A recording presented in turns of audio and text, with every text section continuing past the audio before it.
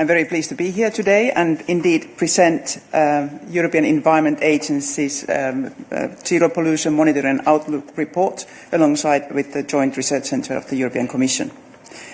This assessment provides a comprehensive overview of pollution sources, impacts on ecosystems and health, key knowledge gaps and next steps.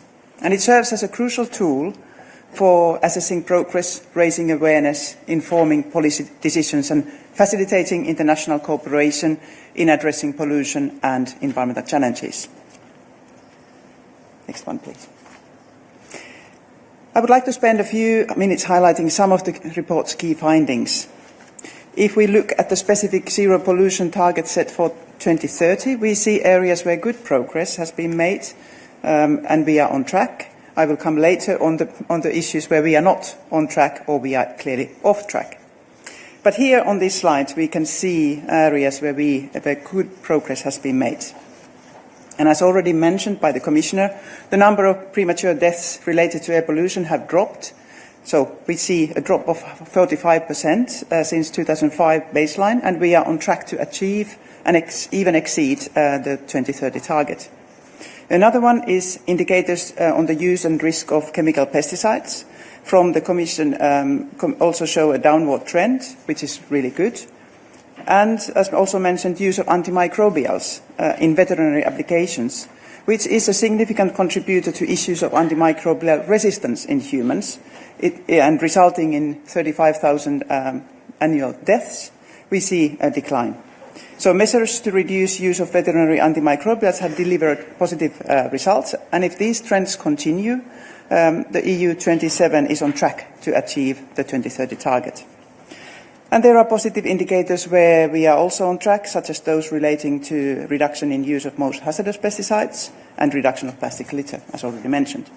But indeed, there are some other targets which are not on track. Ongoing pollution, particularly on ammonia and nitrogen oxides, continues to threaten EU's ecosystems, making it unlikely that the target will be met. The reduction of nutrient losses by 50% is unlikely to be reached due to the persistent challenges of agricultural runoff and fertilizer use. Other targets related to the waste generated by our society's still largely linear system of consumption and production also show little progress. Next one. And then on red, things that we are not definitely on track, so off track merely. The number of people exposed to the transport noise has barely reduced. The 2% reduction shows that without additional measures, such as regulatory and legislative changes, achieving a reduction of at least 30% by 2030 will not be possible. On microplastics releases, our agency evaluated data for the first time, revealing 7 to 9% increase in microplastics releases between 2016 and 2022, though there is a high level of uncertainty in the estimate, with no evidence of decline in emissions. We are also not on track to achieve zero pollution targets in relation to residual municipal waste, with only 1.5% decrease. Next one. So this new assessment demonstrates that progress on zero pollution targets is mixed. Although notable progress has been made in several areas, significant challenges remain, notably on noise pollution, microplastic releases and waste generation. The implementation of new or revised legislative measures will be essential. Revisions of the Industrial Emissions Directive and the introduction of the new Industrial Emissions Portal regulation, and of course revision of the Ambient Air Quality Directive, the Urban Wastewater Treatment Directive, Water Framework Directive and Marine Strategy Framework Directive, as well as Mercury regulation, will all play their part. Actions under recent initiatives such as the Clean Industrial Deal and the Vision for Agriculture and Food can also help to promote further reductions in pollution.